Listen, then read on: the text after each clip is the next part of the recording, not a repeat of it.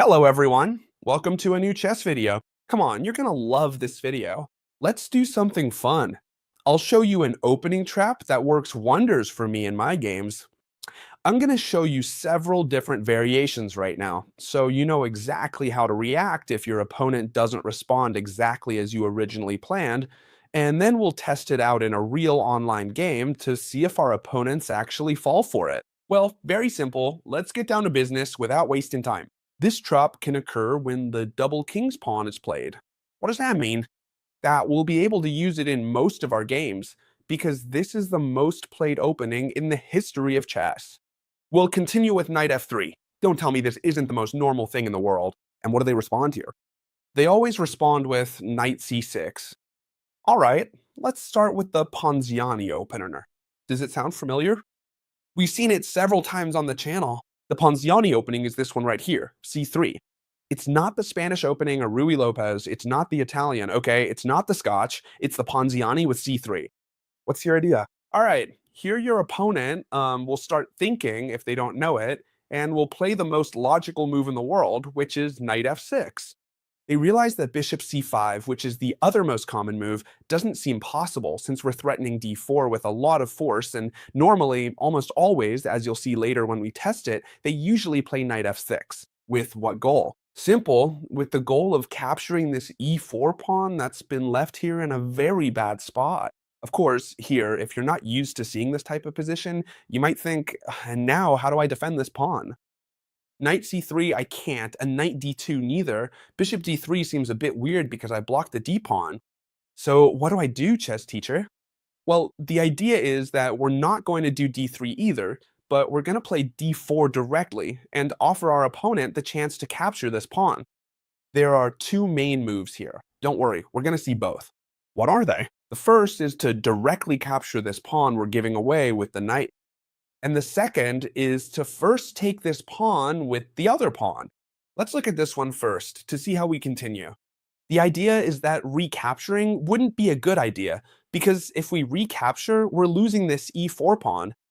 The good thing about this d4 is that if they capture, we're diverting this e5 point, and we can take advantage of it with our other pawn.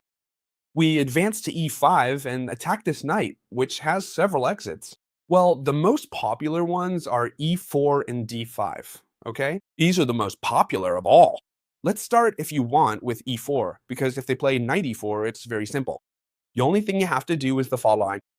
You start, for example, with queen e2, threatening this knight. Many people don't want to defend with either d5 or f5, since we can capture en passant, and it starts to get a bit dangerous. Can 5 and d5 be played? Yes. Then a normal game would follow. For example, if they play d5 here, it's true that we have an advantage, but black can keep playing normally. For instance, we capture here. When they capture, for example, with the bishop, which is the best move apparently, they'd lose the knight. Therefore, what they must do is defend this knight. It's not that easy, right? Good. So here, when we play queen e2, don't worry, you can watch the video as many times as you need, okay? Don't worry about that. The idea is that when we play queen e2, it's much better without a doubt to retreat the knight, right? For example, where can this knight retreat to? Well, to me, the only one that seems logical is knight c5.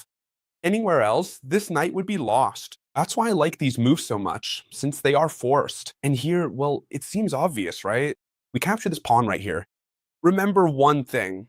Don't memorize the entire lines by heart. Understand what I'm explaining, and it'll be much easier for you to play it in your games later. In chess, there are millions of move options. So if your opponent deviates just one move from what I explain, if you've just memorized, you won't know how to continue. If you've understood it, it'll be much easier. We threaten the knight. It can't come through here because we'll fork it. This knight would have to go over here, and as you can see, white's position is completely winning. We could continue, for example, with knight c3. I'm going through all this a bit faster because you see, right? It's a completely won position. We can even start attacking the castled king in a very simple way. When they try to block it, as you can see, we'd have several options. The most typical is usually bishop g5 attacking the queen, and this will normally end in checkmate, because we can slip the bishop through f6, then we can move the queen through here, and it's usually quite unstoppable. Don't worry about remembering this. Don't worry about remembering this. I'm simply explaining it so you can see the attack plans if they do this to you. Well, let's move on to more important motifs, okay? Let's go through this a little faster. Let's review it. Knight f3, knight c6, and we play the Ponziani opening, c3. Of course, the most logical response here is knight f6, because they develop a piece and attack our pawn. Do we defend it? No. d4. It's worth saving this video, okay? Because it's impressive. I'll try not to waste too much of your time. The idea of d4 is that they have two options, capture here or capture this pawn. But of course, there are many people here who say, you know what? I'm gonna capture this pawn from you. Why? Because it's free. It's that simple. And if you give me a free pawn, well, I'm gonna take it. Well, that's absolutely fine. The idea is that before, when they captured here, we could advance to e5. Now, when they capture on e4, it's the d pawn that advances. The idea is to have the initiative and start attacking their pieces with our central pawns. Very well, in this case, we play d5, and now our opponent must react by moving this knight. For example, what's the most logical move in the world here? Knight e7, right? Any other move seems like a losing one. Coming this way seems like a loss because they lose the knight, and they've done it to me. And they've done it to me. Knight f7 is the best, but watch out. You can already see this position for the black pieces is a bit delicate. Besides, we can capture this pawn that's completely alone on e5, and furthermore, we're starting to threaten some very big things. You know what the most common move is here? By far for the black pieces? I'm sure many of you agree. d6. It threatens the knight. It wants to develop the bishop. And do you know that this is a mistake? A pretty serious mistake? Pay attention. Bishop b5. What a wonderful move, right? What's the idea? Now this king can't go anywhere. He can't block with the bishop because we'd simply capture with our bishop. Bishop takes d7 check, and they'd have to give up the queen. So they can't block with the bishop or the queen because they'd just be giving it away. There's only one possible move, which is c6. And now, how should we continue? All of this is forced. Look how simple it is, huh? All they've done is capture the pawn on e5. Very well. So now we must capture, remember this well, with the pawn. Very important because this is the real threat. Once captured, we threaten several things. Advancing with check and capturing here with check as well. And it's impossible to stop it all. For example, if they want to stop the check, the only thing they can do is place the bishop here, but it would be lost. What's the most common move here after pawn takes pawn? Well, two things. Either try to capture this pawn with the knight, or try to capture it with the pawn. It wouldn't be possible, for example, queen c7 because we capture with check and win the rook, right? So here, the only possible moves are capturing with the knight and capturing with the pawn. If they capture with the knight, this is extremely simple, right? I'm sure you're all seeing it already. Simply, knight takes, pawn takes, and bishop takes gives check and eats the rook. Therefore, a completely free rook. Super easy. And if it's taken with the pawn, then this is also extremely easy. All we have to do is capture with the knight just the same. You see it, right? They can do several things. They can capture with the knight or not. If they capture with the knight, check, I take the wreck. And if they come with queen b6, which I see a lot, threatening the knight and threatening the bishop, this is very interesting and you must know how to react. The correct move is pay attention, okay? It's important that you remember this one. Knight d4, discovered check, and the knight defends the bishop. Chess teacher, but you don't have any piece advantage here. Correct. We only have a one pawn advantage, but the position is completely winning. For example, they can't block with bishop d7 here. This would already be a mistake, even if it seems quite normal. Why? Because after bishop takes and king takes, not only do we have a one pawn advantage, but this king is in the center of the board without pawn protection. And we'll castle, place the rook on e1, and it's super simple to win. Y'all think, if they do this to you, you're gonna win the game for sure. So here the best move, even if it doesn't look like it, is to move the king, okay? I'm telling you, right? If they play the normal bishop d7, you capture castle, and this game is an easy win, you'll see. Well, it's never an easy win, but it's quite simple because you have a huge space advantage of a pawn, and on top of that, the king is in the center, like Superman, right? So, candidate, how should we react if they play the correct move? We're still completely winning, and there's no rush. Sometimes you want to finish games too quickly, and there's no rush. Here, for example, the move knight d2, threatening knight c4, where I come to attack the queen, I come to attack this point, it already starts to be completely lethal. For example, if they play, I'm just making this up, bishop b7, we could continue, I'm thinking, with knight takes knight, bishop takes, and now how would you continue? Come on, think of a move. Let's see if you come up with the same one as me. Well, there are many here. Bishop e3, attacking a queen, castling to place the rook on this file, queen e2. There really are many moves, probably bishop f4. All of them are completely winning. But let's do something. Let's play an online game to see how real people play this.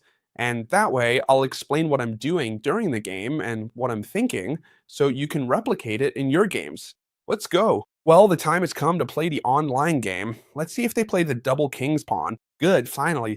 I'm not gonna lie, this isn't the first game I've played. It's actually the third, because in the first one they played the Sicilian, and in the second one I had the black pieces. Let's see if it works here. I'm gonna play the Ponziani gamut here, which is what we've seen, this c3. Okay, they play knight f6, the most common move. In fact, this move right here is the most common because it directly attacks this d4 point. Do you remember what we should play? Exactly, d4. They have two options here, right? We've seen it, two main options. If they take this pawn, we want to advance. And if they take this pawn, we want to advance our other pawn. If they make moves like d6, then wait, they just moved pawn takes pawn. I'm gonna go back to see if it lets me. Okay, if they move d6, our idea is that we can keep pressing normally, and they say very passive back here, right? Well, our opponent has played pawn takes pawn. Come on, and now you know the idea, right? Move to e5, attacking this knight, which has several options. We've covered knight d5 in the video, and we've covered knight e4. Let's see where the knight moves. Well, they move it perfectly.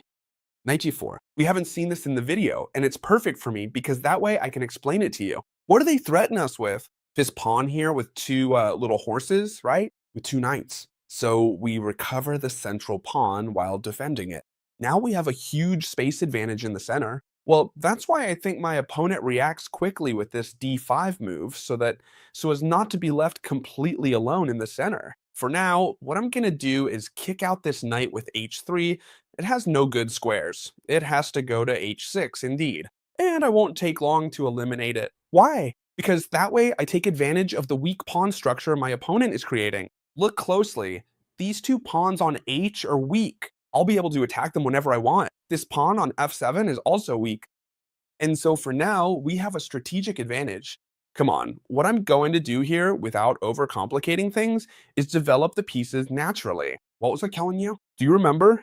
Sometimes tactics don't win games on their own, right? And we have to start thinking. Our position's very good. We have the center, good development, and our opponent has some very poorly placed pawns. He plays bishop f5. It seems like a good move because it blocks this whole diagonal for us. And so I think what I'm going to do is also develop this bishop. I'm thinking between developing it on d3, but it seems a bit better, right? I think to put it here on b5, putting pressure on this knight. If he doesn't want to double pawns, he has to go back with the bishop to d7. Doesn't seem like a very good idea on his part. He might also have to play queen d7. He puts himself in a pin, so the most normal thing is that he lets his pawns be doubled. And if he lets them be doubled, look, in this case, he even invites me to capture the knight. I'll do it without a doubt. I take the knight, and now we have these doubled pawns here and these weak doubled pawns over here. Something you should know about doubled pawn structures is that when there are two doubled pawns, like these on the c file, their d file partner, for the doubled pawns to be okay, must be on d6 or d7. If it has advanced, these two doubled pawns are treated as isolated backward pawns because no adjacent pawn will be able to defend them. So, come on, let's think here. I think I'm going to castle so I don't lose on time, because it must be a good move, for sure. I put the king in safety, and I have the strategic advantage already completely set. He's trying to attack this b2 point. I think I can even let him, with rook c1, let them capture it, because then I'm going to put a lot of pressure on these doubled pawns. But since I don't want to overcomplicate my life, I'm going to play queen d2 to defend it. Important. Why queen d2 and not queen e2?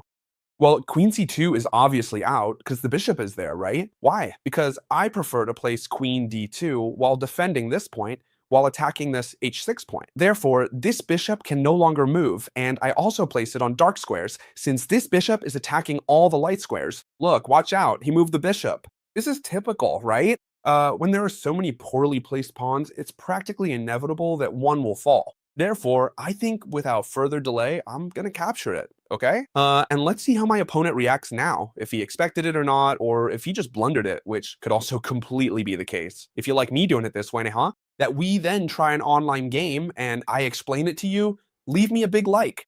It's the only way I know that you like these videos. My Okay, he moved bishop to g6. Well, this move doesn't seem good at all because he's losing a tempo, and especially because I thought he'd put the rook on g to attack this file here, putting pressure on my king. So I think he's helping me here, and my ideas right now are to put a rook on e1, one of the two, right? And then break on e6, right? But I'm seeing now that I can break directly on e6 and then put a lot of pressure with the rooks. Okay, I'm gonna do it. I'm gonna play e6 first. Come on, let's play e6. Let's see if something happens. The idea is that, well, he should capture, right? Because if he does anything else, either I capture you or I'll be better off for sure, I think, right? So he has to capture. Once he captures, what's my friend? He captures. I'll put a rook on the e-file. Which one? Since this rook attacks me, I'll use the one doing nothing for now. Maybe I'd prefer the other, but I'll place this one. Let's go. I'm pressing the pawn. The idea is that this pawn can never advance. It's a backward pawn, easy to attack, because since we don't have our pawn, we can attack it head on, and this is very important. So it can't be traded, so to speak. The idea is that now he should play bishop f7, right? Or he should play queen d7, something to defend, but it's just not enough, because then I can double rooks, I can do a lot of things. Now I could even sneak in with the queen through here. I think that would be a good move. Well, I don't like it much, because then they play rook g8, and even if I win a pawn, this rook stays very active. Therefore, I'm gonna do, I think, let's see, I can't do knight g4 because I lose it, right? Well, I'll just double rooks, right? Either rook e3 or rook e2, and I double rooks and keep pressing here. And a typical plan could also be knight f4 and knight c5, right? To keep pressing this point here, I'm gonna place the rook on e2 because that way I can double up, and on top of that, I defend this pawn, which since he hasn't taken it, well, look, I defend it, and that's that, right? Well, he plays c5. I hadn't calculated that, to be honest. Let's see, let me think. If I capture, bishop takes, then I put the rook from A to E1. Look, you know why? I think the best thing here, I don't know if I think the best thing will be to ignore everything and put the rook in. Why? Because if he captures me, which he does, I'm going to recapture with the knight, and now this knight is pressing this point, and this point can no longer be defended in any way. See? He tries to defend it with the queen. Well, I think what he's defending instead is this knight c6 that was giving him a fork here on queen and rook, because he can't defend this point. I'm going to capture it now with the knight, and he can't do anything anymore. He captures here and now. Well, practically, I think he can resign now, right? The two doubled rooks are gonna capture this bishop. Rook takes bishop, check, and I'm gonna take the rook. So the most prudent thing on his part is even to move the queen away and let himself be captured here. And this will probably end in checkmate very, very soon. Coming in with the queen here, even with the knight. So let's wait and see what my opponent plays here. If he resigns, if he plays, or if he doesn't.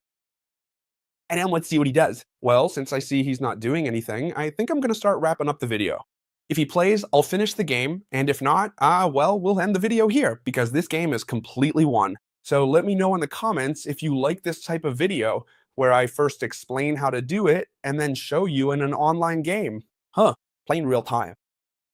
Stay tuned, especially because this week something very big is coming out that will surprise you and help you a lot. It really is gonna surprise you. So if you don't want to miss it, my recommendation is that you subscribe to the channel's official newsletter, where I send an email every Sunday with information, with additional classes, completely free of charge, okay? I'm going to leave it right down here in the description. I understand that most of you, if you're interested, are already subscribed to the newsletter, but just in case there's someone who missed it, subscribe down here in the description. Well, this guy is thinking to see if I leave or if I get nervous so that his time runs out. So I'm going to leave the video here. I hope you loved it, and we'll see each other tomorrow, as always, in the next new video, friends. Goodbye.